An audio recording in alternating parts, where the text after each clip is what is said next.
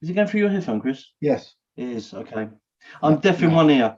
No, it's not actually. Isn't it? No. Hang on, let's go to settings.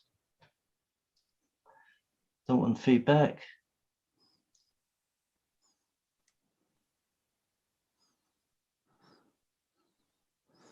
Okay, we're all plugged in. Yeah, it's in. We're all good. Bum, bum, bum, bum, bum. We'll be fine. How's the audio sound to you? Yeah, can you hear me okay? Yeah. I can hear you perfect. Is there any echo from outside? No, it's all good. No. It's all good. Don't need this then. How's that? Bought headphones for nothing. Well, so, there were nothing. The taxman will enjoy that when I get back to. So, welcome to Kicking It with Sensei and our first live episode, and we're joined today by the Sons of Cain. No, I just had the second monitor going there, so the sound was coming back on it. It's going to be fun. Well, it'll be fun.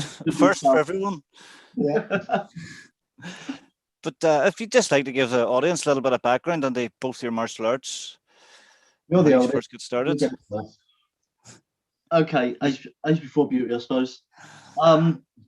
Usual thing, school judo. Started getting bullied. Did a bit of Wing Chun until I reached the magic age of alcohol and girlfriends. That stopped that dead. Shocking. Yeah, it did. Then I became a nurse. Unfortunately, I had an accident, which is, if our regular viewers will see, I'm on canes or in my wheelchair. Yeah. And then I decided to take my son to self-defense lessons from a kung fu, like Wing Chun, kickboxing. And he said, "Dad, you do it with me?" And like his friend next door, Bradley, and my son James, and me in there. And for a laugh, I said, "I'll race you to black belt," and did. Oh, who won? Small child's dream. Oh. So then, round about 2006, just searching online, I found cane masters. Then I found this guy that was in the United Kingdom that could sell canes. Okay. Turned out to be someone not a million miles away from me. So I bought some canes, a couple of DVDs. They sent me packages of videos and VHS tapes. Gone back that long. Yeah. So I basically learned all my cane stuff from video. So it's almost like distance learning. Yeah. And then we moved to the south of England, 2012, and I bumped into someone that I thought was following me to mug me, and it turned out to be him. Yeah. And he's the guy that sold me the cane and gave me the videos. So that's basically me. I adapt everything. Excellent. And what about yourself, Chris? What's your own background? My dad actually got me into it when I was a nipper. Yeah. I went to a boarding school, so we didn't have anything at the time. And in my last 2 years, the French teacher, I hate French, I can't speak French. He turned out he was a black belt in karate. He started a club. Yeah. And when I come home, my friend took me to his karate club. That was in '85, and I now run it. But in 2000,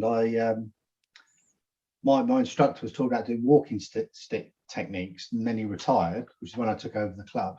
Saw an advert for Cane Masters, bought some VHS tapes and some canes, which my girlfriend at the time promptly stole the canes and still has them. There's no skipping on the VHS. Did you notice that? Yeah, I know. The long way. I know. We had to watch the full video. You got no choice. One video you can't watch a certain bit where I keep rewinding it.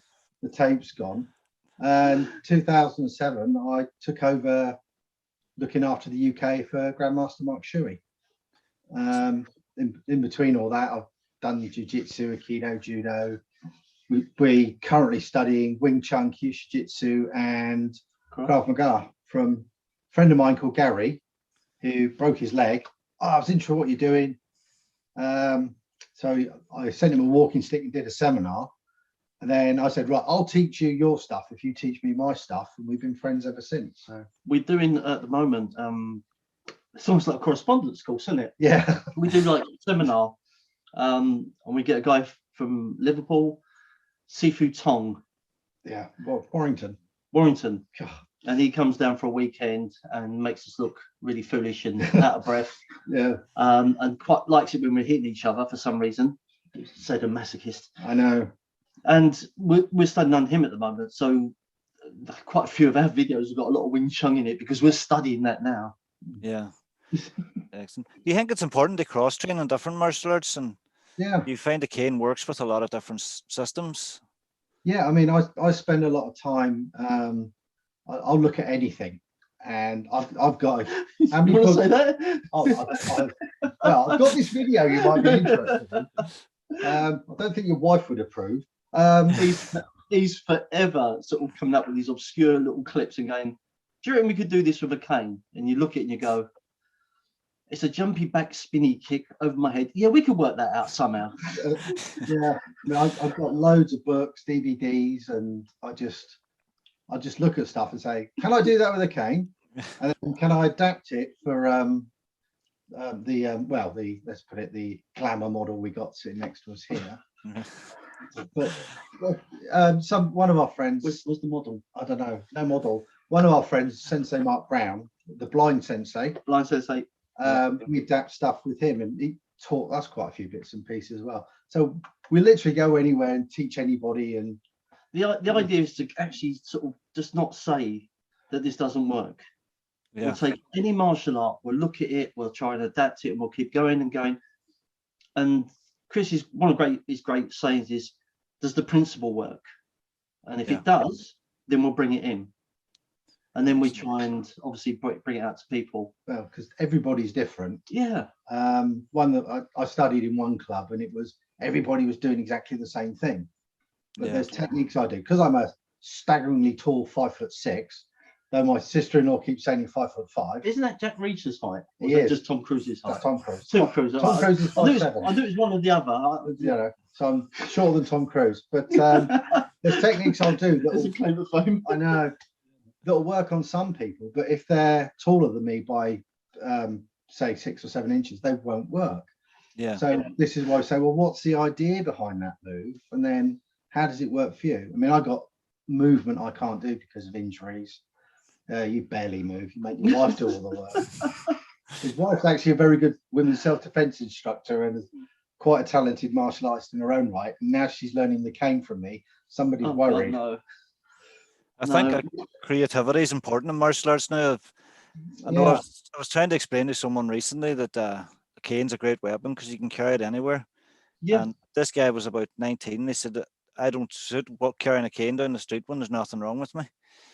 And I adapted. Then I said, well, what do you do? And he skateboards. So we ended up putting together a video of skateboarding. Soon. Yeah. But, well, Gary Hernandez, he did defense against being hit by a skateboard. Yeah. So, yeah. But I did a lot of stuff with the palm sticks. And so here's a cane, here's a palm stick. You could do it with a collapsed umbrella. I've done it with a shopping bag once, but weighty cat foodie. Mind you, I do like it when you do with your handbag. Wow, it's a man bag. Yeah. But I've got a waist bag. Yeah. Americans call it fanny packs. We call it bum bags. And it's legit to keep everything, because when I'm in my wheelchair, I need both hands. When I'm on canes, I need both hands. Yeah. And Chris was watching me do some figure of 8 drills and stuff like that. And I got the bag on. And he said, what happens if you drop a cane? Right, unclick, started using the bag. Does the job. And then that came from like all the other bits. But it's just the great thing that we've got on our channel. I've had an idea. Is that there's two of us. I hate these words from him. It's always you're filming, you go, I've had an idea. And you think, oh, it's loads of pain for me. Well, I've got a phone case that's quite solid. It's hard, I know. I've dropped it on my foot twice. Because I've got one as well. Yeah, I know. So touche. I know. But even like to the point of using mobile phones, maybe. We'll use anything. I mean, we did a little bit with fans, martial art fans. Yeah.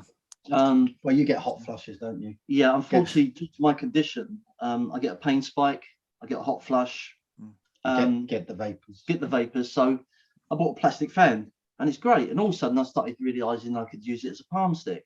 Yeah. And then we got the metal ones, and I broke one of them. Wish.com.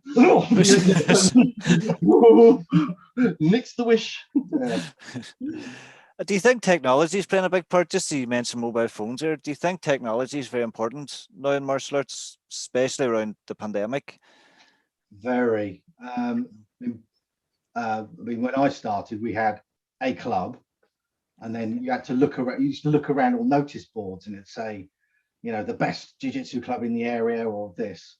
And now you can Google something, and then you got people rating it, and but you can actually talk. You can actually talk to these people, and you can see them having a session.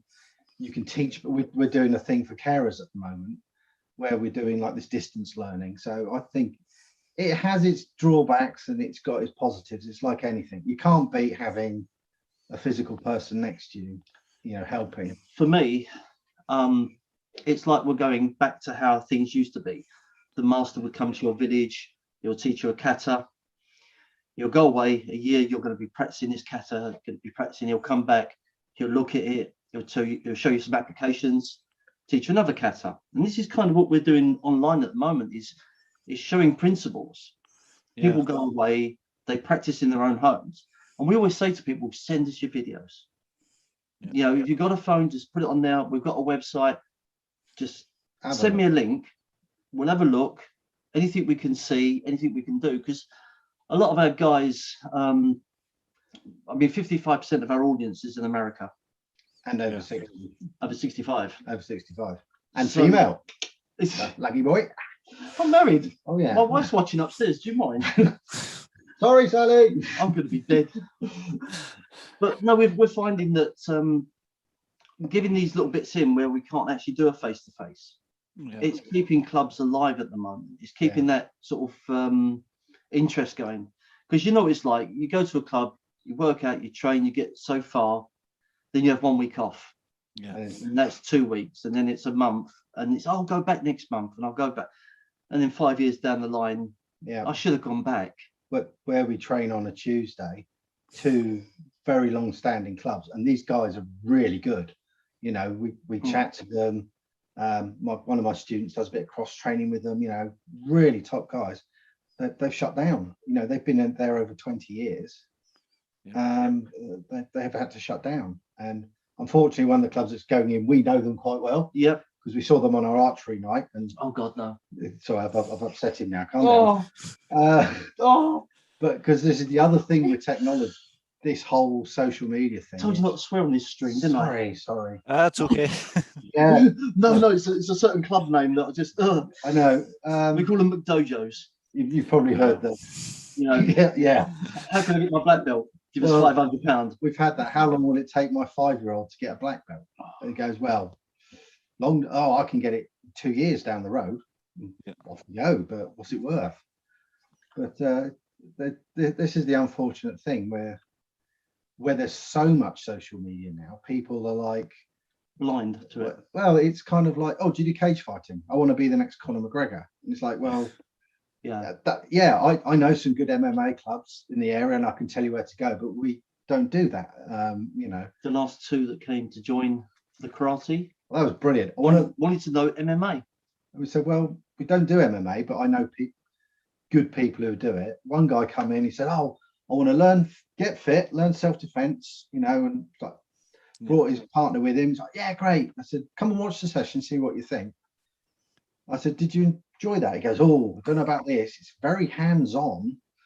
I was like, he said, I wasn't expecting that in a martial arts club. I was like, well, it's kind of what you need to do.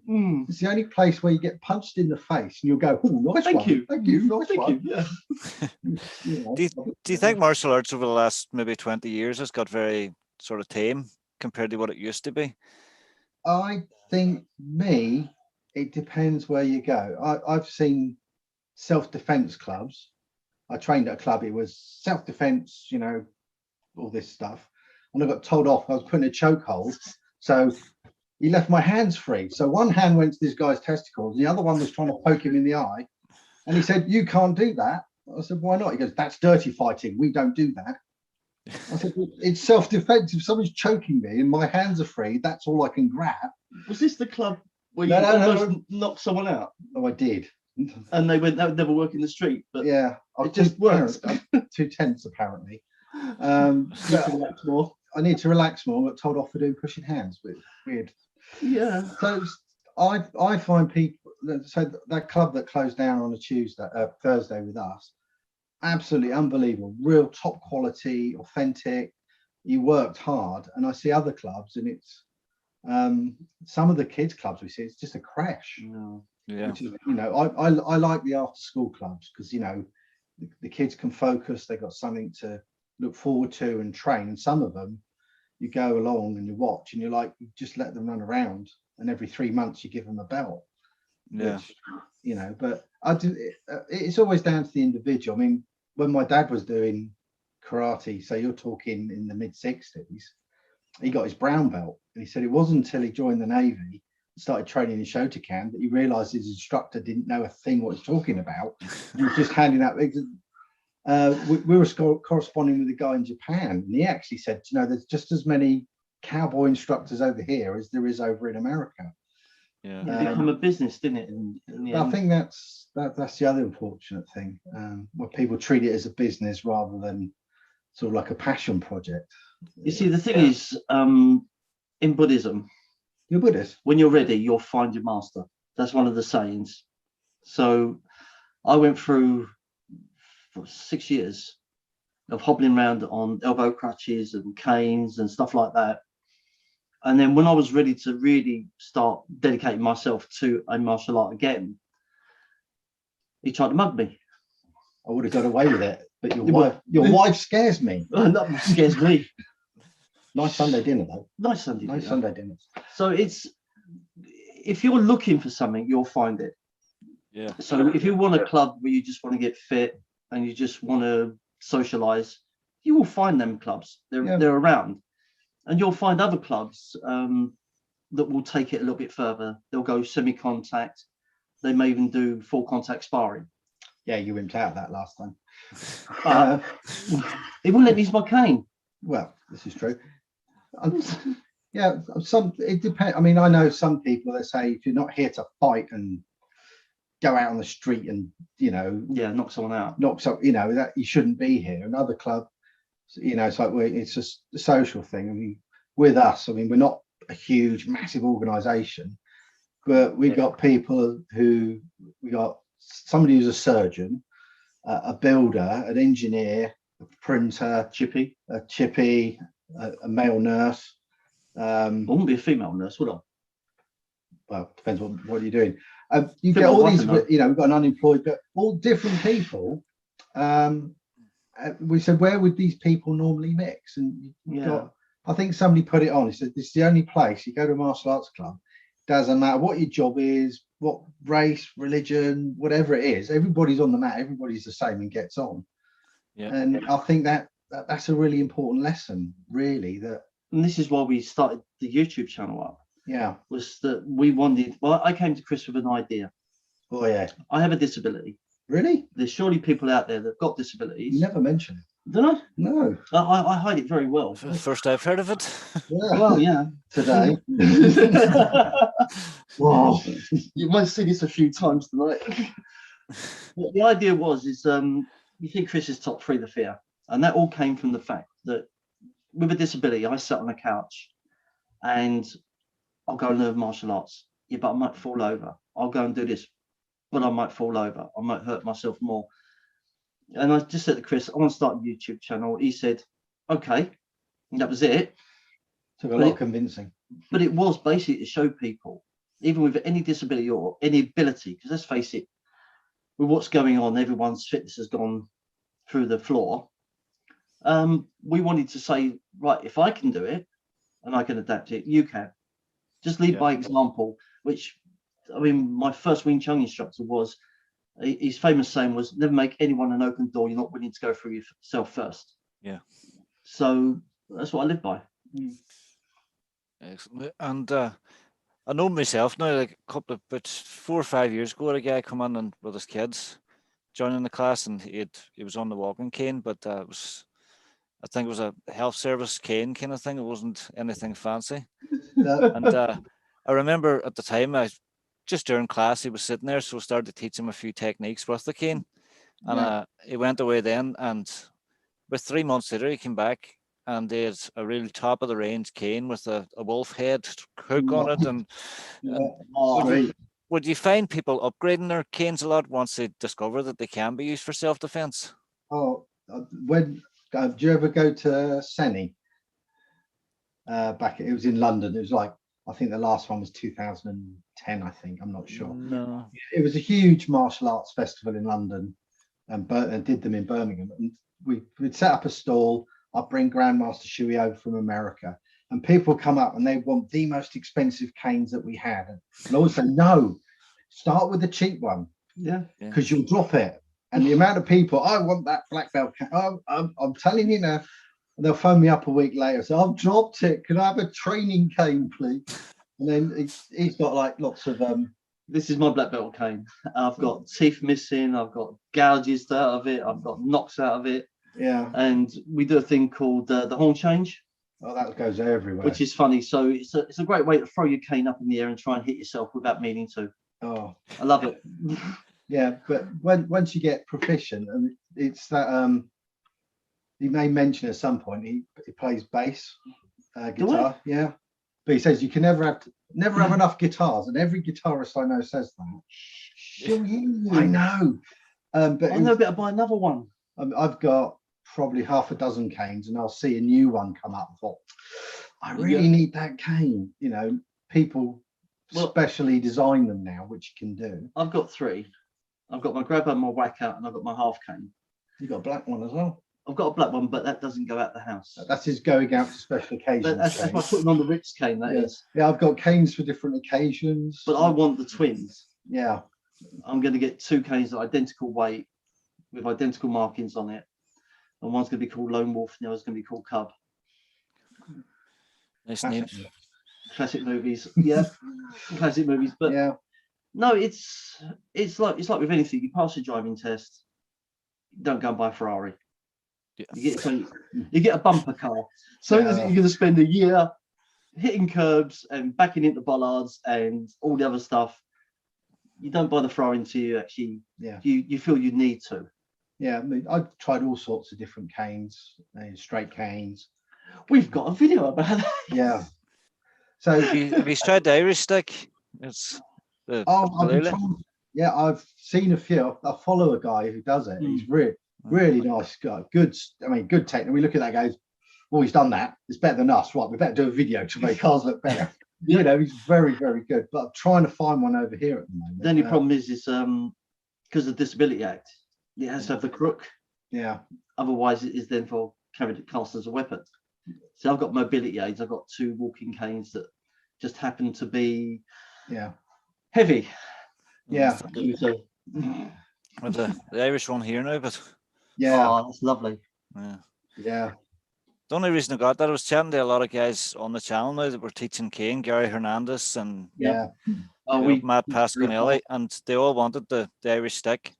Yeah. And I thought I'm one of the few people that actually lives in Ireland that could get one very easy.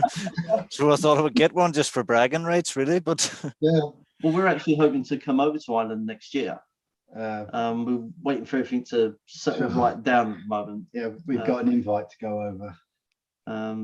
But we were supposed to go to America this year, Ireland this year, Belgium this year, and we're not going anywhere. Go back garden. Yeah, that's about it. Yeah. Would you normally travel a lot around the world doing seminars, or? I tend to travel more around the UK. But say people say, "Oh, can you come over to America?" I said, "Well, Mark lives in America. He's the granddaddy of it all. You know, speak to him or speak to these guys. You don't want to be paying the flights out." But I have been across to Europe a couple of times and done a few bits, which is it freaked me out because they drive on the wrong side of the road, don't they? You go to a roundabout, and I'm like, not used to this. The difference is they're meaning to drive on the wrong side of the road. You just do it for the sake of it. Yeah, I'm an appalling driver. My ex-sister-in-law was a driving instructor, and she said, "Yeah, no, you need lessons again." Definitely. I This was is what I supposed, drive. I was supposed to get my first kind of seminar outside Ireland this year too, in Florida. So I think YouTube kind of opens the door a lot for that kind of thing. Yeah, I mean, half our audience is American, and quite a lot of them are actually in Florida, probably in gated communities. Florida seems to be massive with martial arts. It's but I've got it's my mum's friend's sister's got aunt's dog's next door neighbour's cat. Second-in-law who feeds the budgie. Yeah, they've got a villa out there, small villa, and we can usually get it cheap off season. So I quite like going over there, and it's in a place called Kissimmee. And every time I go over, I say, "Right, I'll be in Florida. Anybody want?" And then when I leave, they say, "Oh, we didn't realise you're in Florida. We could have come over." It's like, I think last time we went, Mark actually was in Florida, which was lucky. So, and we got a guy called Merle, who was this massive cowboy hat, belt buckle, the accent, and he was actually born in Edinburgh. He was brought up. Scottish always were a bit mad, like, but but he had that proper southern drawl. It was awesome. He kept going to Mark. I've stayed in pubs that are older in your country. He said, "Oh, got to be," he's got his regalia when he went and did events and things. But it's amazing who you meet. It's definitely up. I mean, being on like yourself with YouTube channel, you're talking to people, you're interacting with people that you really wouldn't normally. Yeah. I mean, we're talking people like James Bush, Thomas Dodd, Zara Piffian. And it's like 2-3 years ago, wouldn't have even dreamed of approaching these people. Yeah, I was at a show and I saw Bill Wallace. I mean, he's like, and he was like, because he knows Mark quite well. I went, "Can you sign my cane for me?" He went, "Oh, my cane masters, I know Mark." And he was, and Michael Jai White came over. Who's that really famous? The ultimate martial artist. Me? No, Master Ken. Master Master Ken. Again, really top bloke. A friend of mine called Dave Lee, we're at a show, who's does the Disability Martial Arts charity group. Yeah. And I said to him, "Dave, apparently you're doing a talk for an hour." And he went, "What? This is down here, Dave Lee." And it turned out it was a different Dave Lee, but the martial artist stuntman who was in the Batman movies. Yeah. And I said, "Oh, can you do me a favor? Can I get a picture of you? Because my friend's name is Dave Lee as well." And he spent 2 hours with us just chatting about disability martial arts and how training, how you can adapt it. No reason to whatsoever. And Scott Adkins come over and did a thing with us. These people, you're like, you're like this going, "Oh my God," you start gushing. I'm not going to gush, and you do. And they come over and they're such nice people. I think if you've got a genuine love for martial arts, it shows. I think Master Wong said it the best, but go on. No, cleanly. No. Look, been fishing for Jesus again has warned me you're not to swear. Exactly. I'm not going to upset the man. He's a nice guy. But he said it doesn't matter what you practice, what you do, but train with passion and train with intent. Yeah. And it doesn't matter what you're training. And I think that's true. I mean, I've had my butt handed to me by green belts in different styles. I have the video, so if you want it, just let us know. But it's like, and I said, "How did you do that? It was brilliant. Show me how you did that technique or that move. That was really good." Yeah. I did a show once. It was Senny again, and we were doing some stuff, and there was Robin there, his wife, a few other people, and this bloke just walked up to us. Must have been about in his 50s at the time. He goes, "I don't need this. I've been doing a screamer for 7 years." I went, "Okay." He went, "Yeah, I don't need this at all," and walked off. I was like, what a strange man, Thank you. And I trained with the screamer guys, and they're, great people, great techniques. I don't steal them. Well, we've got a thing called black catting. So one of us come up with an idea, and the other one's got to better it, and then you better that, and they better you, and that's how our videos come about. Yeah, if I've got a black cat, Yeah. This is what happens. Yeah. I mean, the last video, wasn't it? It's going up after this broadcast. That just went on and on and on. It was just literally it was a 10-second maneuver. I just said, I've got this idea. This works.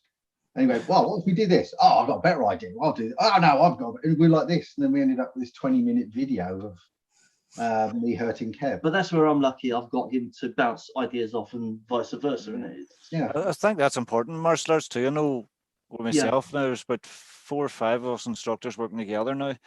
And it's always bouncing ideas off each other and trying to better each other, as you say. Yeah. And the best way to do it though is without ego.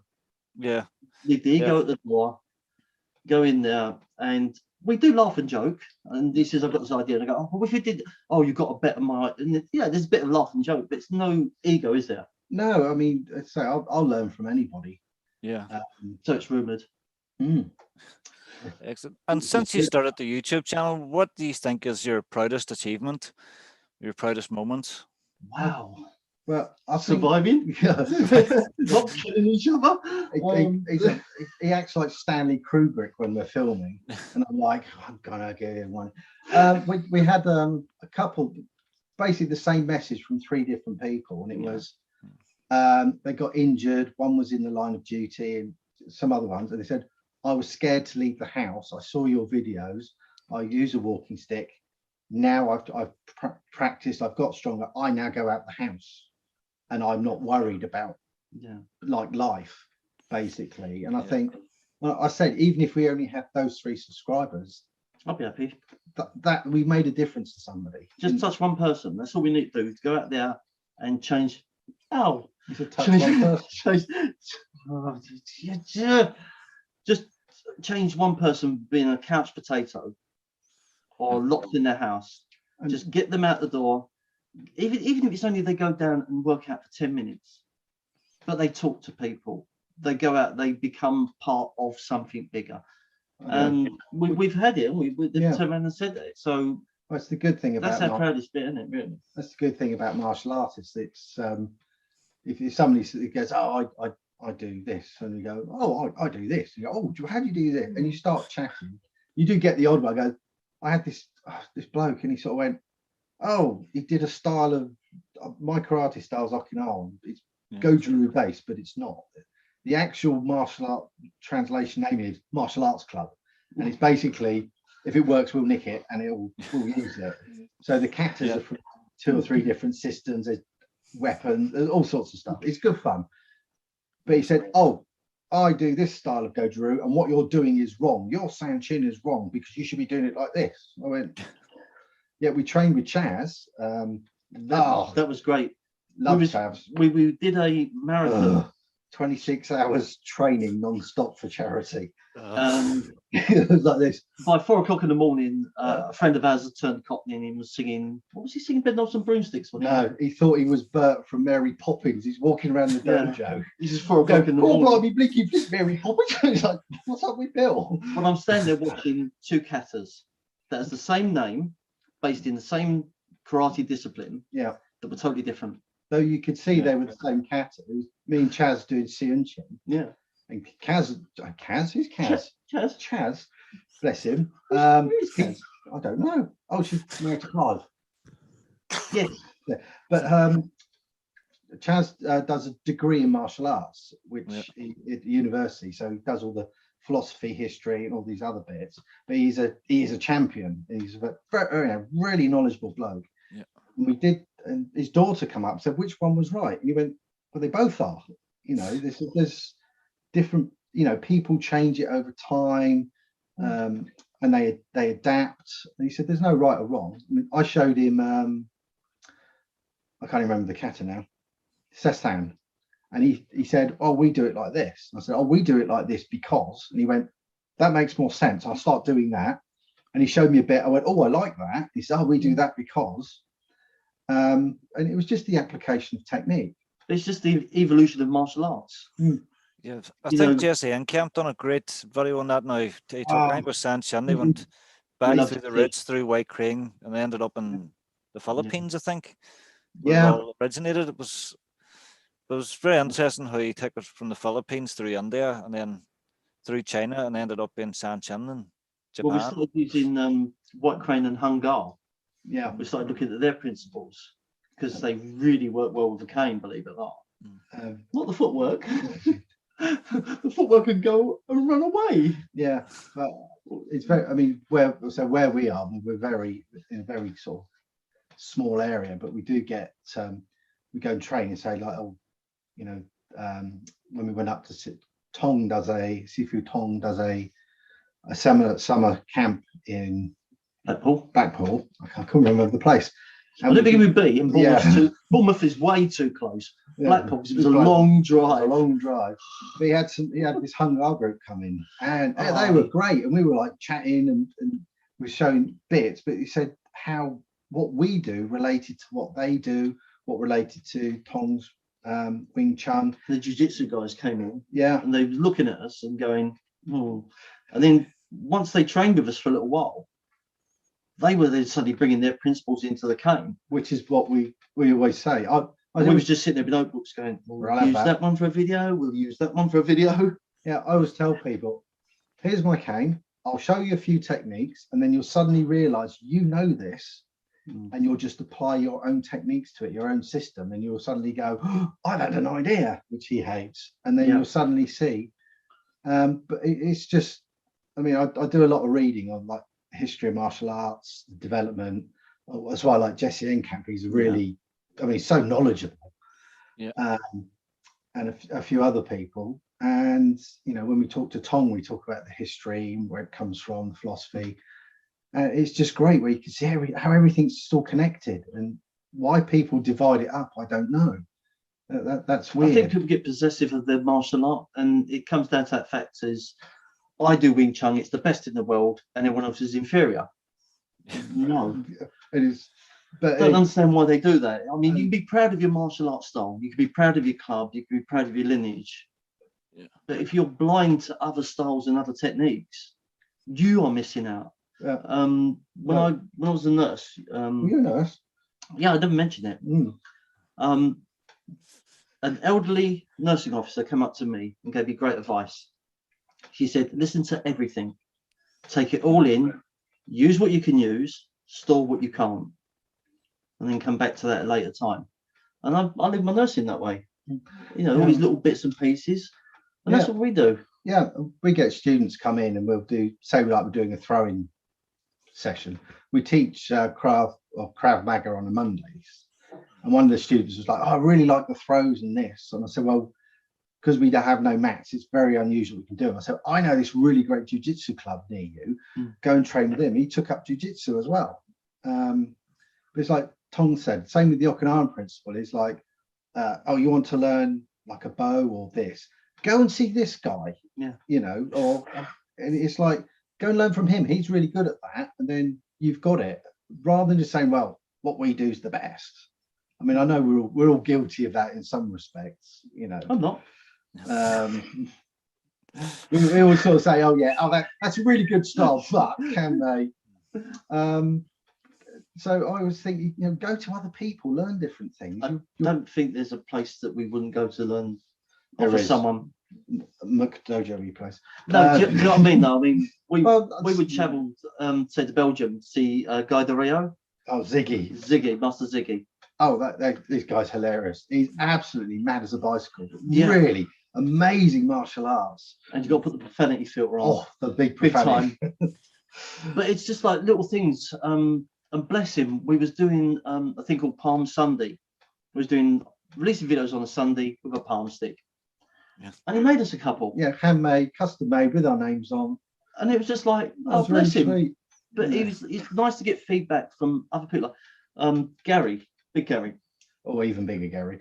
We've got Gary Hernandez. We've got Ziggy. Gary was on the chat there. I don't know if he's still there or not, but is he? Oh, yeah. Well, see you there, Gary. Hi. We'll catch up soon again. You're saying that Florida has a lot of retirement places, which is probably why it's so popular. Well, I think I'm about 4 hours away from retirement, so I'll be there. Yeah.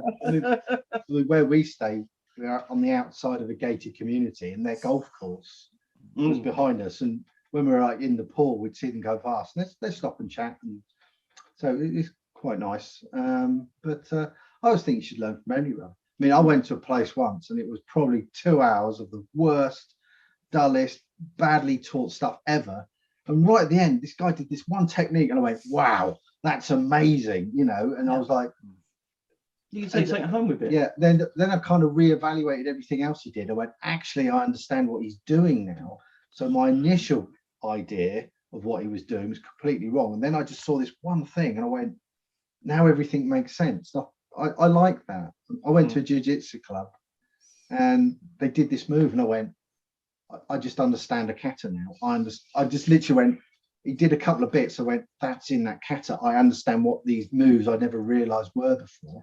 I now understand what they are, which was brilliant. We was up at Kaizen and we got to meet a guy called Sensei John Burke. Oh, Sensei John, brilliant. And in karate, there's a yoi position. And for the longest time, yoi to me is just being get ready. On your marks, get set.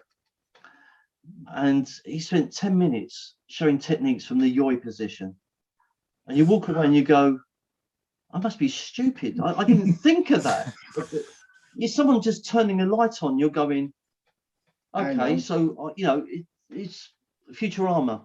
You're in a small cupboard, little light. And he goes, oh, you sit in my cupboard and open the door and there's this big room. And that's exactly how it is, isn't it? You just go to someone else and you think, right, open up my world. Yeah, I like, because I mean, do you remember all the fads? You know, like back in when I was at school, there was the ninja craze, and all of a sudden, suddenly everybody was wearing black pajamas, and the karate club down the road was suddenly authentic ninjutsu. There was the huge. There was a massive surge of pressure point experts coming through. Did Mac. I mean, I've trained with George Dillman, and he is a top bloke. I will say that. I know people deride him, but when he talks about pressure points, he goes into Western medicine with it as well. And I trained with John Burke, and he was whacking my mate, and my mate's got no nerves in his body whatsoever. Literally, you kick him in the groin, and he'll go, nah. You know, he's one of those. It's a non-responder. He's from Lambeth, but he just makes sense. So he went up, he went back, he went, you're a non-responder. You know, he said, so I'd have trouble with you. We went to this other guy who's doing pressure points. He went, oh, it's because this, that, and that, and this, and it was going, no, he's a non-responder. It's like everything else. Some pressure points work on some people, some on others. Yeah. Well, if I've got an arm lock on Chris, my arm. Got an arm bar. The pain. Yeah. Suffer. Oh, we've got Roger's daughter. Oh, Bethany. You can bend the arm that much, but the opposite way. Yeah. She's got dislocated joints. She's got hypermobility. So... And you just keep going and going. You're thinking, I'm going to break this any second. And she's laughing at you. Yeah. Okay, maybe arm bars are not going to work on you, young lady. So this is always the interesting thing. So we always tell people, if you're doing something, it doesn't work within the first 2 seconds, move on quick. Yeah. Yeah. You know, so it's like pressure points is one. My friend Gary taught me. He said he works the door. He said if I've used it, it works. And that's one of his saying. If what you're doing doesn't work, move on to something else. He said pressure points are a tool in the box. You can't rely on them because that target is moving and you're supposed to hit it at precise. He said it's not going to happen. He said, but these ones you can use all the time. These ones I wouldn't unless you've got them. Some have accidents that you just catch when you don't mean to. I've done that a couple of times. Yeah. I've been caught out a few times as well. It's embarrassing being knocked out by an 11-year-old girl because she's caught you in the right spot when you're teaching. But again, I've got these on VHS, Betamax, and digital downloads if anyone wants them. £20. Yeah, but that's the nature of it. It shows that the techniques do work if they're applied properly. Yeah, I have 2 students myself now, 2 sisters, and just as you're saying, pressure points, they don't react to them at all. Yeah. Any of them. And then again with arm locks and things, their joints they seem to be double jointed. Yeah. Yeah, but the thing is, it makes you then look at yourself as a martial artist and go, that's not going to work. What have I got to do? I got to work harder. Exactly. So, you know, what's this saying that you've always got? Train hard, fight easy. Yeah. That's not my saying. No, it's the one you keep saying. So I ignore him most of the time. I just got my left ear against him and I can't hear a thing, which is bliss. I thought I was here to make you look good. Well, yeah. But yeah, I mean, it's all about your intent and what you put in. Yeah. And you find the right instructor. I mean, I've been to clubs. I never trust a club where the instructor comes up and spends the first 40 minutes of a lesson telling you how great he is and how rubbish other styles or systems are. And you're like, I'd rather just get on with a lesson rather than have a lecture. Which is strange, but definitely. I'll never forget the first time I walked into a Brazilian Jiu-Jitsu club either, and I was a black belt for quite a while at that stage, and went on and there was someone on a white belt. Yeah. Choked me out, armbarred me. It was just, they were just picking and choosing how they were going to tap me next. Yeah. But this is where your fortitude comes into it. Yeah.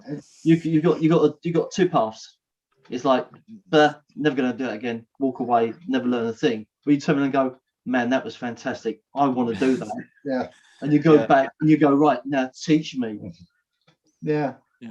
I like that. I mean, I had a crack at capoeira once, but I can do the dancey bit, but I can't do the leggy and stuff like that. I'm just not good at it.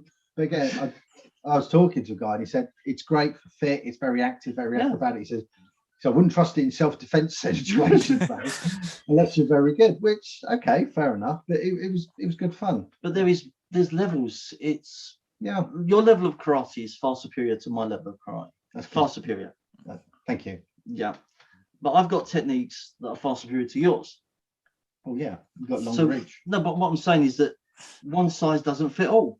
This is true. Yeah. You know, and that's why we try to steal, borrow, beg, purloin, pilfer, anything that we see. And it's not to make us look better. It's to prove to people that, you know, well, this is a jiu-jitsu move that someone with 2 canes and bad knees is actually doing. But I'm not on the floor. I'm doing it from a standing up or a sitting down position. Yeah. I mean, I've got go-to moves. I think everybody has their. Yeah. And you get your 1,000 back up. But my go-to moves aren't going to be his or maybe yours. But that obscure one that I showed you might be, that's the best move that you've ever seen and works for you 100%. So we constantly get, I mean, you go on social media, you probably know, no matter what you do, somebody's going to be there calling you all sorts of names. Oh God, that won't work. You know, I would kick you in the groin. I would do this while you're doing that, and you're saying, "Okay, I'm showing a technique. We're doing it really slowly." You know, but which is fine. But you say my go-to techniques will be different from his. They'll be different from yours. And we say, find if this works for you, great. If you don't, bin it or adapt it. But find something that works for you, and then keep with it. Mine's different on 2 canes and in a wheelchair. Yeah, I've got 2 different sets of go-tos, and it's only that we practice these every single day that they become our go-to. It's like an instant reaction. This is what we're trying to get into. Yeah, we teach a kids club on a Saturday. Absolutely wonderful kids. They are really scary kids now. There's some, they're really there's well, put it this way, there's 2 girls in the club that I wouldn't go up against. Yeah, you know, there's no way that I'm going to go up against them 2. But you see them and the way they're growing, and you're thinking to yourself, even if you stop in 2-3 years' time, please just keep this bit going, keep that bit going, because. And a few times they've come out with stuff, and I've gone, we could adapt that. And they've done it by accident, and you're going, just see that, and you're like, and you get your little video idea book out and go, well, this I mean, I'm a great believer in Kata. I know some people they don't like it, some people do. Well, I always get them and say, right, we got what you call the classic bunkai, which would never work in a million years. And then you sort of say, well, what would you do if somebody grabbed you or did this and using that move? And they come up with their own interpretation, which suits them. So they're thinking, well, hang on, you know, I don't know if you've been to self-defense seminars where they stand back in a nice long yoi karate stance and they punch and leave their arm there for 5 minutes. Right. So I would then go, you know, and you're like, there and there. Yeah. No. You know, I've seen it with knife defense. They stand there and they hold. No. Jim Carrey one. Yeah, Jim Carrey. I'm coming at you like this. It's kind of like, well, those moves were there for a reason, so there must be an application that is a combat application, and that's the way we sort of look at it. And because we then find people get that one kata that they decide that's their kata, and they practice it and they develop it and they learn all the moves inside out, all the adaptations that suit them. So, I'll go to one player, what's your favorite kata? Oh, that's Penanidan, or they'd be like Tensho or something, and then you see them Sendengi. Stop that. Three-step drill. But I have to gently bring myself into this. I know, but when you see them spar, they're actually doing the kata when they're sparring, though they don't realize it. Yeah, that's something that I think's missed in a lot of martial arts now. I know I was chatting to Ian Abernethy about it. It's a lot of people will do the kata and then the bunkai, and then they maybe do a couple of partner drills and stop there, where he kind of pushes to go on the spar and use it in spar, and even if it's slow to start with and build up on the technique kind of thing. But I think a lot of martial arts miss that out now, and they just kind of do the bunkai and that's your kata covered. Well, one of the things that we do now, and this is the one that brought it in, because we went up to see Mark Brown, Sensei Mark Brown. Once you've done your kata and you've done the bunkai and you've had a little spar, you close your eyes. And seriously, it's getting your mind and your body totally in one. Yeah. So if you've got your eyes closed and you can feel their touch on you, and you're doing, say, an upper rising block, no such thing as a block. Changes. Keep telling you. Yeah. Receiving technique. I mean, I met Ian Abernethy. It must have been about 10 years ago. Trained with him a couple of times. I got all his books, some of his DVDs. Again, he was so approachable and he was just so enthusiastic. And one of his first words was, "If you could do this better or find a better technique, please show me. I want to know." Yeah. It was like brilliant. And I had a nice chat with him, and he sort of gave me an idea that he hates that when I say that, but then it spiraled on. Same with Sensei John Burke. It suddenly gave me these ideas. And suddenly I threw, say, think outside the box. He's like, get rid of the box. I mean, half the sessions with Sifu Tong is always, he'll show us something in Wing Chun, and he'll be like, well, that's in karate. Yeah. And you'll show the karate version, and he'll explain what the difference between the soft and the hard technique in different body positions. But the one thing I love about Sifu Tong, he's so funny. The names he comes out with, because they've got Chinese, it's like monkey plays with snake. Banging the drums of war. Yeah. Do you know, for me, that's one. I love that. Yeah. I mean, I come from a Chinese martial art background, and Chris comes from a Japanese martial art background. And I love that. I love the idea that it's got these grand names and sort of like, rising sun and breathing in the dawn air. And you remember the technique? What's this? He goes, monkey catches the rat's tail. Oh, I know where I am. I'm here now. Yeah. The dragon spins its tail. And and you're like, we go, right, you're doing a back fist followed by a low block by a reverse punch. It's like, it's not the same. The great thing about Sifu Tong, you'll come out in Cantonese and you'll say the name in Cantonese, and you'll go, I ain't ever going to remember that. Yeah. And then he'll go, it's like, monkey plays with the rat, or the rat. Snake hides in the cave. Yeah. Catch the cat and head of the dragon. Yeah. So just there, I just knew that was cat and head of the dragon. So unless with the Sai stuff, but no, it's I think the one of the big things about being a sensei or a sifu or any instructor is you've got to make it fun for them. Yeah, they're coming out their environment, they're coming out to see you, make it fun and engaged. Yeah, definitely. Now, most of us have people that we look up to come up in the martial arts kind of thing as we first start and race through your journey, people we've kind of idolized. So have you ever met any of these sort of people that you've looked up to over the years? Have you had the opportunity to meet? Go on, say it. You want to. He never mentions this. But I had a photograph with Jet Li and the signed autograph with Jet Li, and I shouted at Steven Seagal. You never mentioned that. Did I? No. Oh, right, okay. I got a private message saying to ask Kevin that now. I think it was from himself, but Yeah. The great thing was there was movies on the Prince of Wales Theatre, and it was 3 Jet Li movies, and I stood in line for I think about 2 hours to speak to Jet Li through interpreters with 2 massive bodyguards, and I'm thinking he don't need those, just to get a photograph done. And on my 50th birthday, now my wife's born 2 days before me, but I won't tell her how old she is because that's wrong. She's 21. 21. Steven Seagal came to our local area in his blues band, and she wanted an autograph, and I was getting pushed and jostled with big canes, and I had enough and went, "Oi, Stephen, sign this for my wife." I've never lived it down since.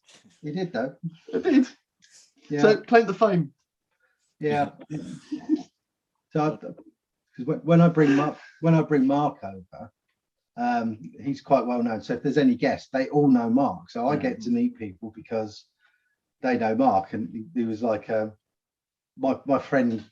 We call him even bigger Gary. He's 6'6" and 23 stone. He's absolutely top bloke. Gary, big Gary, huge Gary, and then there's Gary. Yeah. And he said he might be bringing Cynthia Rothrock with him. I mean, this guy was prison service, riot, bodyguard, security. You know, he's electronics engineer by trade. Works the door, and he said, "You will see me turn into a 12-year-old adolescent boy gushing like a little girl if I see Cynthia Rothrock." And you get these, you know, when Michael Jai, I met Michael Jai White, I was like, "It's Michael Jai White," you know. But again, he does get girly. I do. But what an amazing man, you know, really nice. He would talk to you, and he was bantering with Bill Wallace, and the chemistry these two had. That session was amazing. So, you know, and when we used to go to the shows, I met Gordon Liu once. I met Gordon Liu, did I say it? Yeah. Danny Don Jules, after he did Blade 2. I met Chris Bird. Oh, that's awesome. Oh, number one. Only took an hour. But it's amazing that you go to these places and you see these people. I met Batman. See, the thing for me now, you've got your idols that are on the screen, but you know that this is half the time it's choreography.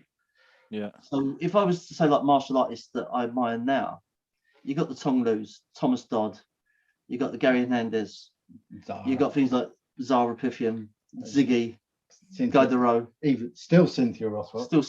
There's these guys. They don't have to be famous in my eyes to be role models now. It's like these people are doing things that interest me, and one of the biggest ones is Sensei Mark Brown. Yeah. And he stands there at the seminar, and he's blind. And I go up to him every time, and I go to him, "You're right." He goes, "Yeah." He says, "What are we doing today?" I said, "Some cane work." I said, "But I'm going next door." Because he will pick up the cane. And he's off. As long as you explain to him, we have a good relationship, so we can manipulate arms and stuff like that, and we give him where his body should be. And this guy's doing figure of 8, he's doing horn changes, he's doing side swipes. And then coming up with his own stuff, which is what we want. To me, that's one of my idols. Yeah. So, yeah, you got your people you see on the big screen, or they write books. And, you know, you meet a couple of authors of books, and you're like, wow. Sometimes you meet people that you sort of admired, and you meet them in real life, and you went, "That was a waste of 60 quid," which it does happen. So you just don't know, and then you meet complete strangers at these seminars and things, and you're like, "Oh, friend me on Facebook now. I need to talk to you some more. You just inspired me." We went to Kaizen 2.5 years ago. Yeah. And you get a preconceived idea in your head. Everyone does. You could call it a prejudice, you could bias, whatever you want to call it. And on the menu for that day's entertainment was Fast Foot Freddy. And we was like, the name. Then we found out it was a kid. 10-year-old. A 10-year-old. And we're like, oh, for God's sake. And then he's got this amazing Mohican. This kid. Oh, phenomenal. Was phenomenal. It got to the point we said, look, is there any chance, we went up to his parents, can we interview him? because what he was doing was absolutely unbelievable. But the thing behind it was anti-bullying. He was bullied a lot at school. He did Thai boxing, and he was just literally fabulous. And what a great lad, honestly. He was. But the preconceived ideas you're going with is like, oh yeah, he's been groomed, he's going to be this, he's going to be all dancing and stuff like that. No, but my word, this youngster was fantastic. Really humble young lad. You know, really good. You know, I would say, you know, check this guy out. He's phenomenal. Yeah, Fast Talk Freddy. I must check him out now. Oh, he's brilliant. Yeah, his mum and dad are very approachable because obviously, you know, we've been an instructor, you know, about dealing with children and the Kata thing to YouTube. But no, they come on. I think his mum came in with us. She was like prompting him, say, tell him about this. It was like he could do all these amazing things, but he was humble. He was like, well, yeah, I can do that. He said, yeah, I don't like seeing people bullied. He said, I was bullied. I'm not having that. He's going. Yeah. And you know, he had his little saying, so he was good. Excellent. I think YouTube's great for things like that, actually connecting martial artists throughout the world. Yeah. And I know with myself, just as you were mentioning the big screen that recently, I was at Sean Kanan from the Karate Kid on about a month ago now, and that was one of the people that got me into martial arts originally. It was kind of the time I was kind of, and it was always a big idol of mine. And I was sitting there about 6 weeks ago, and I got an email saying he was running late. Could I give him a call? And sent me his number, and I was sitting with my phone, with Sean Kanan's home phone number on it. It took me about 5 minutes to press dial. I couldn't believe it. Like, this is someone I grew up idolizing, and all of a sudden I'm sitting with his home phone number right in front of me. Well, we did the YouTube channel, and then we stumbled on Master Gary Hernandez. We stumbled on his channel. And we started, I think it was just emails, messages, wasn't it? Couple of messages. And then all of a sudden, he said, can I give you a call? Why? Why do you want to call us with nothing? You know, with no one. But such a nice bloke. And we become instant friends. And we're actually more like Kane brothers, aren't we now? Yeah. I mean, what we do, we always said, if we ever got 1,000 subscribers, we'd be surprised. No. We're a niche within a niche within a chocolate candy shell with a you know, we're not in it. You know, some people I know it's their livelihood, YouTube. You know, is it PewDiePie? I don't know. I think of the money we spent on all the gear for filming and stuff, and I just cry. Well, he was on South Park, that's why I know. But yeah, I don't watch these cultural programs. I know. I'm watching YouTube all the time. This is true, but sad but true. You know, like I say, there's a small market for what we provide. This thing that we do, but that's what we're happy with that. That's what we want to do. You know, we could try and make it mainstream, which we're not. We want to keep to. You know, we got a target audience. It's not going to be 20,000 subscribers. It's always going to be small, but. We got some regular people. They're always chatting to us, you know, and they give us ideas, and they're nice people. We went through the partnership program, so we were sitting there going, we've got 950 subscribers, 960, and for weeks this was just going on. We got 1,000 yet, we got 1,000, and you get to 1,000, and you think, yay, and we got 3,500 hours. And I never thought would get past it. I didn't thought we'd get into the program. We were really chuffed when we got 100. We were like, God, yeah. We were like, yay. But it's not about the numbers for us, really. No. You know what we're trying to do. You say, I mean, I read Ian Abernathy's book, Mental Strength, and he says it's the comfort zone, and you get settled in that comfort zone. And if you don't push yourself, get out the boundary. I mean, I've got a thing about heights. And my ex-brother-in-law's stag do was doing a treetop adventure in the New Forest, which is all zip lines, and I was like, you know, we could have gone shotgun shooting down the clay pigeon thing, we could have gone airsofting, we could have gone go-kart, but no, you want to go up tree. But by the end of it, I was like, do you know what, this is actually good fun, and I was doing it. Same with a bit of an arachnophobic, so I let a tarantula walk all over me at a fair, and now I'm fine. But I still do have anarachnophobia. Fear of train spotters. The trouble is, you will find 10 good reasons not to do something. It's finding one good reason why you should do something. And, you know, talking personally, Chris, to a certain extent, I live with chronic pain. I could quite happily be in bed 24 hours a day, never do anything again, just sit there. I'll be quite happy if you spent more time in bed. Why? Because then I get to spend more time in bed. Get me out on a Saturday morning to do stuff. Well, shocking. I wake up and I phone you and I go, come on. But it's just, if you find a reason not to do something, you'll never ever do anything. Yeah. And this is why we got the Free the Fear. It's like, just find that one good reason. Yeah. So not do what you normally do. Get outside. Even just talk to someone that's in martial arts. Now watch this. How's your Japanese coming? Not too bad, actually. Thank you. How's yours? Have you started? Yes, I have. How far you got? Konnichiwa. Well done. we started a Japanese course and it's all there. Watashi wa Nihongo ga desu. No. No. It's that we've just started. We keep saying, saying, anyway. we're going to learn Japanese. The dream is to actually travel to the Far East. I'd love to go back to Hong Kong. I'd love to go to the Philippines. I'd love to go to Okinawa in Japan. Yeah, so we said there. So we said, let's learn Japanese.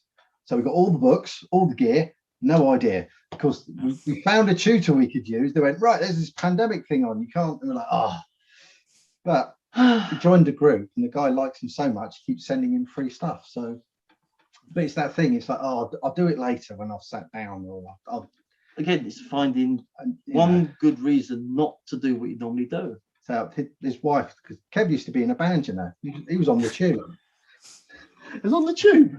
The tube of the program. Oh, I thought it meant the London Underground. He's been on telly. He doesn't show. How do you show him a busker, sir? He's been on Channel 4, but his wife is teaching me how to play guitar, so I have no choice but to turn up. Otherwise, I get a beating with that one. But it's that you get beaten while you're playing. I know, but it's like I can't be bothered to practice my chords, but I've actually got an instructor who will know that if I haven't practiced or not. And I think that's some of the thing of it's great doing this stuff. My ex-sister-in-law and her husband built a shed, which is now a gym and our studio, and it's their shed, their gym. We borrow it for the studio. I basically live in their shed. They always say, "You should see this is ridiculous." I know. They always say, "I'll just move in," but because we started training together, it's always like we now push each other in the gym, which is what I worry about. Is when we go back to training, is that will people start to push themselves again? Or what I've done is, well, I've had a week off or a year off. Let's go steaming great back in, and you give yourself a hernia or a pulled muscle because you haven't. Well, the trouble is because of my condition, I was out of training for over a year. Yeah. Went back and we've done a video sequence of my journey back to fitness. And in the 3 months, I've injured myself twice. And it's slightly a bit of bad form on my part. Yeah. But it's also the fact that the medication I'm on to control the pain has made my bones a little bit weaker. Yeah. So, it's just a little kitten, aren't you, really? I'm an ickle kitten. I know. I've got 2 big canes there now. I'm going to slap you so hard. It'll take you so long to bend down and get them. I could be home. We have fun. When we did archery, I used to torture some of the people when he'd drop his cane, and some people go, oh no, he's got to learn to do it himself. And they're looking at me. We went to the gym. He was in his chair. And there was bless them. There was these old guys in there with their wives. They used to go. We actually used to train with them. But he was trying to get through the stuck, and they're sort of going, oh, what do we do? And I put my foot on his wheelchair, booted him through this door, went, what's the language? Yeah, whatever. You persons with disabilities, etc., holding everybody up, blocking the door. You should be ashamed of yourself. They're looking at me like, oh my God, he's just committed a mortal sin. The staff who knew us were just laughing. And he looked and went, no, we do this all the time. He's messing around. Don't worry about it. We've got a lot of humour. And we argue like an old married couple. But it's just that whole. It's like I want a divorce. when we see Mark Brown, we see him at a show. Yeah. We go, Mark, we're over here, and he'll just sit there, and go, oh, I didn't see you, and then people go, isn't he blind? We go, yeah, that's the joke, you know. And it's just we do the same thing. He came up to me once. Did you see the film last night? I was like, what? You know, so I said to my friend Dave, he's got T10, below T10 paralysis, and he was going. We were doing something at a show, and I said something to him. He said, "Come here, I'll kick your ass." I goes, "You can't use your legs." And he got a bow and stuck his trainer on it. It goes, "So you've never lived. You've been chased around the hall with a bloke in a wheelchair with a foot on a stick, going, 'Come here, I'm going to kick your ass.'" What? You know, absolutely. I'll tell you, he rolls with it. It's just what we hate, and we get it all the time, is this whole, "You're so inspirational." He's just like this. That's his least favorite. No, it's just that I'm doing something. I'm getting off my backside and I'm actually doing something. Yeah. It's not inspirational. I'm just. It's no different from opening a door. Yeah, that's all I'm doing. Nothing much. Yeah, we actually did a video on the way people with disabilities get treated. I had an accident about 10 years ago. Not me. No, I was on a dry ski slope on a snowboard, and this is now not attached to my body. I messed up my back, my hips, my knee. So I was like, with a sling, and yeah, I know. Oh, here he goes. I was out of it for 4 weeks, but people treated me a lot differently. Yeah. Which I actually wrote an article about it, and we kind of did the video on it, of the way people treat you. And a lot of it is they are uncomfortable because they're so scared of, like, oh, will I say the wrong thing? Will I do the wrong thing? And it's not out of being rude. It's just this fear of, also, will I do something that will offend them? 99% of the time, if I'm in my wheelchair, and I'm sure other wheelchair users get exactly the same. You're a superpower. Is I become invisible. I'm sitting there, Chris is there, and we're both instructors. We both have black belts. We both teach. And someone will come in, hi, and then that's all it is. Just talk Chris's level. And I'm sitting there going, and then I go, I could be naked and you would never know. Yeah, I always sit there, goes, oh, Kev's running that session, or, you know, and they're like, and I think a lot of it's just because they're uncomfortable, because they're just worried, will I do or say the wrong thing? No, really won't. No, I mean, you're appalling, really. Yeah. You just found out. You're so politically incorrect. No, do you know me? No. What are you doing in my house? My house. Oh yeah, I haven't got a house. You're a hobo. I know. Yeah. Do you remember at school? I had a friend that was in a chair, and this go-to tactic now for picking up women, we used to roll up beside them and say, "Do you think I can't stand up for myself?" And it used to work 9 times out of 10 for him. Yeah. But no, it's strange. Don't take yourself too serious. Yeah, I mean, we always set that we all go to a show. We go, all right, who here's got a disability? And a couple of people put their hands up, and they'll go, actually, over a third of you have. You don't realise that you've got a disability. They go, what? You're wearing glasses. I said, your eyesight's not perfect. I'm deaf in one ear. That's my disability. You didn't know that, did you? No. You met Jet Li? Yeah. You don't mention his that. autograph. His autograph. And I shared it, Steven Seagal.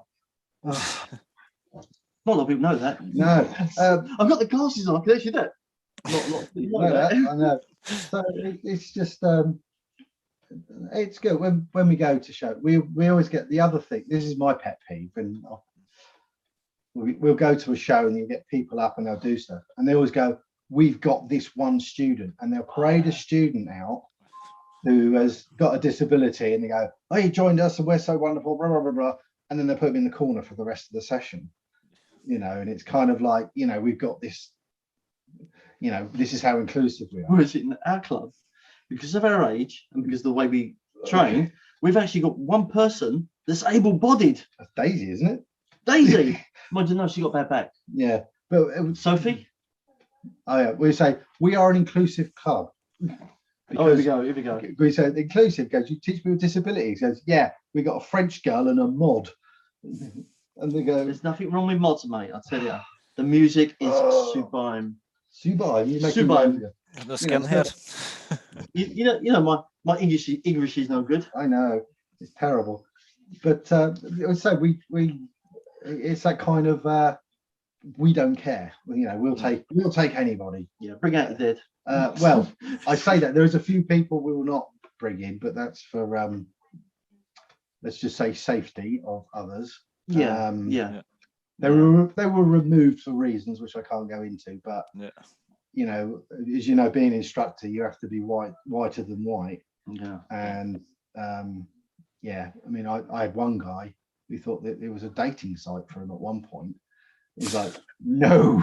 You know, I'm going to show you one great martial art move. You see that door? Yeah, don't let put you through it. Don't let it hit you on the way out. Yeah, but yeah, it's being in a club. It's a strange environment at times because just the people, the interactions, and you know, the people you meet. This is what we wanted to give everyone a sense of. That going to a club, walking through the door, knowing you're going to work your backside off, knowing you're going to sweat, you're going to probably get a little injury, you're going to probably get some pain, but you're there with your other, for better word, warriors. Yeah, you're there together, and it's like a band of brothers. You're there, and you're going to be for this hour, 2 hours, whatever the session is. You are one unit. Yeah, you're learning together. You're helping each other out, and then at the end of it, as you're getting changed to go back home, after time we're laughing at things we've done during the session. Yeah. And showing each other's bruises. Yeah. This is what you did to me. Yeah. Then I you know, especially with the youngsters coming up, and they might say like, should I go to college? I've been offered this apprenticeship, or and you're suddenly thinking, well, I'm not a life coach, but here's my experience. You know, one of the guys, said, "Oh, I helped him get a job." It's the great thing about being in the club. Though. Then you'll sort of see people. It was weird. He goes, "Oh, we got a carpenter, an electrician, a gas man, an engineer, a doctor, a nurse." I said, "What we need now is a dentist, and we're set for life." Yeah. We always say, "Come the zombie apocalypse, we're covered. We've got the archery gear, so we can shoot." Yeah, no, we're covered. Yeah. But it's that whole sort of, but then people are like, I've got a problem with this. Does anybody know how to? And they jump in. It's nice. It's like an extended family. Yeah, I mean, I think that's it. I mean, when we go to places, and then especially with Sifu Tong, and it'll be like, these are our, there's literally not in say like they say, this is your kung fu brother. Yeah. They used to say that, and it's like, these guys, I train these guys, I train with them. You meet some nice people. People I really love training with, as well as the other ones we mentioned. Carl Cooper, Toxic Fighting. Yeah. Eddie Quinn, what a top bloke. If you've ever met Eddie Quinn with the approach system. Really, really, really nice people. And they're so I like them because they're approachable. And you get some places and it's like, you cannot talk to him. He is a sixth dan. You are a mere first dan.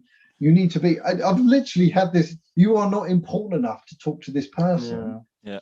When I met George Dillman, I mean, this guy's highly ranked. All his people he brought with him, seventh dans in jiu-jitsu, akijitsu, all these different styles. And they were just like, can I see? Yeah. And they were coming round and chatting and showing us bits. We were nobodies, to these grand scheme of things.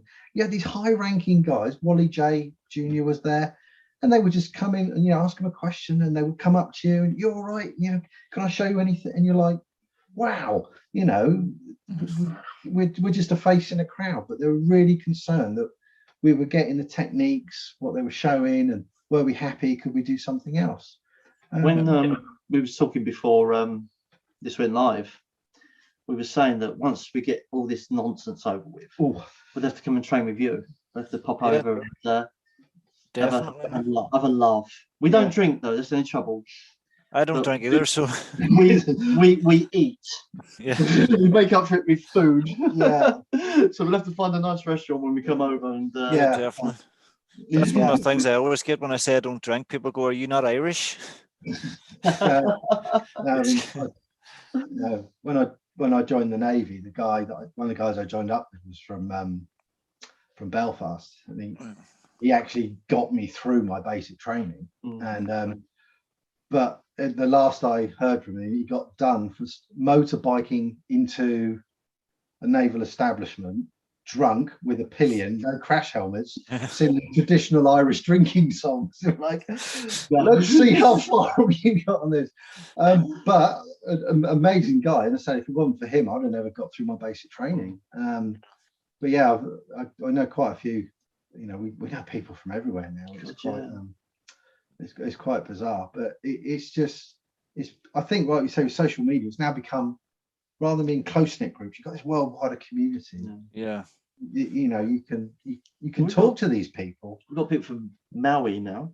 Yeah. You know, America, Russia, Philippines, Brazil, Canada. Yeah. And I'm sitting there, and when I see where they are, I have to go look on the map, because where the hell's that? You know, I remember the days you wait every month, you go to the newsagent, get your copy of Combat or Martial Arts Illustrated, and that was the only way you really got. Yeah. You know, that's the way you found out what was going on in the martial art world. Now you pick up a phone and it's there, at your fingertips. The thing I couldn't believe now is, since I've started doing this YouTube, I've been asked on to a lot of other podcasts. Yeah. And this week so far, I've done one with an American, one with a German, and one with someone from the UK within 3 days, and it was the most spread out as you can get. Like, it's. Well, if you look at our community tab, the idea on the whole thing about our channel was to build a community. That was our big thing. And this is what you're doing as well, and what we're doing now, and what we've done with Master Gary.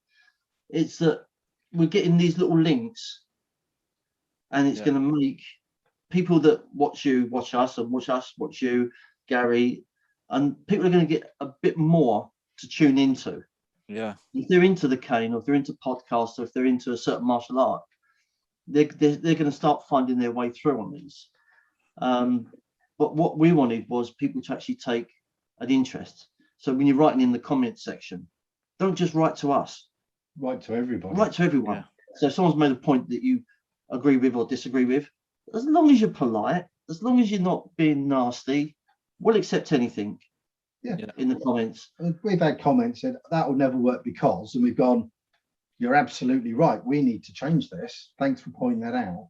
You know, and that was the idea, is that we learn from you and you learn from us, and it makes a big community. Yeah, now the guys are commenting, they're talking to each other and exchanging ideas. And I think that's great. And then we put them onto other channels as well. We say, don't just look at us. There's so many people out there you can look at, which, you know, will broaden your knowledge, which is good. Hey, that's an idea. What's it, mate? We should do an over 70s martial arts channel. You'd fit right in. Well, what I might do, Emmett, is if I can download this interview, this podcast, later date, give it a couple of weeks, put it onto our one, and then anyone that's on our channel will see it, and we'll have all your details underneath. Yeah, so we can start getting traffic towards you. Yeah, you know, and because as I say, I came across you with the first Gary interview. I think it was Gary Nander's interview. Yeah. I was looking at your subscription list when I subscribe and go, I subscribe to him. I subscribe to him. Oh, I like him. And he's really good. It's great. So I've watched you grow a bit, and I'm sitting there going, love to be on there so that we can show anyone that's watching us the value that you bring to the table. Yeah. And I think that's important, is that you can diversify. The people you've had on your channel has made me go, I forgot about him. How can you? No, it's because you go through your life and you're doing bits and pieces, and let's face it, YouTube's taken up a bit of our time. And I've not watched a Jet Li or Jackie Chan or a Sammo Hung film for God knows how long. Well, we managed to watch Hellraiser at the weekend. Yeah. I'm a big Clive Barker fan, and there was this new Hellraiser movie out. And I miss Clive Barker. I miss him. But, you know, we've got a thing that we're going to do, and I've got some films. I said, you've really got to watch these with me. And he's like, why? And I goes, I can't tell you because it would spoil it. Oh my word! I've got a huge collection of Japanese movies, and They're out there. they are so good. No, they're out there. There's films, and they're somewhere over there. You want Robo Geishas. Oh, don't. Honestly, the movies, they are great, and how they think these ideas up, I don't know. But it's absolutely awesome concepts. So we should actually show these movies to people because they are so good. That's the great thing about a podcast, though, is that it's showing people that you wouldn't normally think about. I just looked through Sensei Emmett's playlist, and it's like, I ain't heard from him for ages. I haven't heard of him at all. I mean, when I saw Benny the Jet, I was like, I ain't seen him for ages. Gross Point Blank. And the weird thing is that we've been watching Tim Larkin. Yeah. And then all of a sudden you got Tim Larkin, and I'm like, we follow him. We were just talking about him. Yeah, we started filming a video and then realised that he'd done it before and better. Yeah. So it was like, okay. We were doing one video and my friend said, don't do that, do this. Yeah. He went, watch this video. And then we saw Tim Larkin and went, well, let's not bother now. Delete off the hard drive. He's very good at this. We'll stop that. I mean, we're only cane practitioners. We don't call ourselves cane masters. We don't Your son's stand doing on a that. cat impersonation. I know. We're in the living room and the stairs are there, and my son's going up the stairs. Didn't make me tea though, did you? So he's not making tea. That's the unfortunate thing. There we go. I hope you got someone to make tea there for you. Yeah, I have a wife and 3 kids. It's and a fourth on the way. So it's. Oh, you're a brave man. I've got 2. You're a brave man. First son on the way, so it's all exciting. I have 3 girls so far, but.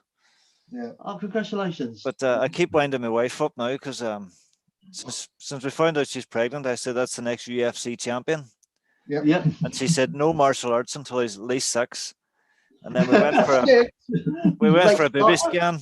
Yeah. And, the picture on the baby scan came up and he was standing in a fighting stance. I said it's even he's giving signs. It's oh, brilliant. But she'll never live that down. Now I've got the ultrasound picture framed. You got to frame it and stick it on the wall behind you because that'd be perfect. That's awesome. Yeah. Perfectly. Well, it was a pleasure having you on today, and hopefully sometime we can get you for the Ireland too. That's my next big mission now is actually to try and raise a few pounds to actually get a few of the guys over from England do a seminar, and hopefully we can make that happen. But after this pandemic. Well, I sent you a message with my mobile number. Yeah, you did do it. If you need me, just go through there because it's easier than going through the website. I've got so much going on. Yeah, and I get so many messages a day that it becomes word blind sometimes. So you got the phone number. Just give us a chat or just drop us a text. And anything we can do for you or any help. Yeah, just let us know. Let us know. I'm more than happy. Excellent. Always happy to lend a hand. Excellent. It'd be great to have some cane defence at a seminar at some stage. So it's something very unique. I don't think I know anybody here that's doing it at all now, but there was a guy, I think it's from Ballymena, Dan, but I've lost his contact details. He was a character. He was a character. I like working with Dan. He was awesome. But yeah, we've got a guy. Stuart wants us to come over, so might be able to sort of do a sort of cross-pollinate, I suppose. Well, I don't know. Pollinate. Well, you know what I mean. I've spent over an hour here not swearing. It's just wrong. I was going to put a swear counter in the corner just to see, but after about 30 minutes. He's threatened me. I've got a massive stick down there. I'm going to hit him every time he swears. Yeah. I remember when I had Master Wong on now, it's because of his content. I thought I'm never going to get away without swearing. Yeah. And I got about 35 minutes in the video, not one swear word. And then we discussed bullying, and I get overexcited, and Oh, I think there was nothing but colourful language for about 3 minutes.